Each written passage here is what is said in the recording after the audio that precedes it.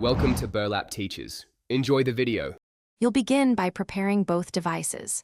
First, unlock your phone and open Android Auto. Make sure it's updated. Next, enable Bluetooth, Wi-Fi, and location on your phone because Android Auto needs them. Plug a quality USB cable into the Kia Data USB port or select the car's Bluetooth pairing option. Using the labeled port prevents slow connections.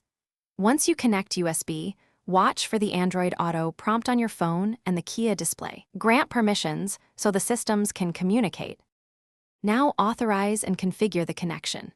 When prompts appear, tap Allow for calls, messages, contacts, and media so Android Auto can function properly. This is why permissions matter. Make sure the pairing code shown on your phone matches the Kia screen before confirming. Once paired, go to the car's Android Auto settings to choose audio source, rearrange app shortcuts, and enable projection or wireless Android Auto if supported. These choices tailor the interface and reduce distractions while driving.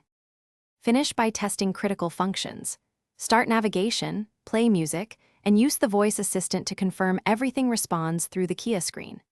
If things don't work, disconnect and try another high-quality USB cable because faulty cables are the most common issue. Also restart your phone and the car's infotainment system.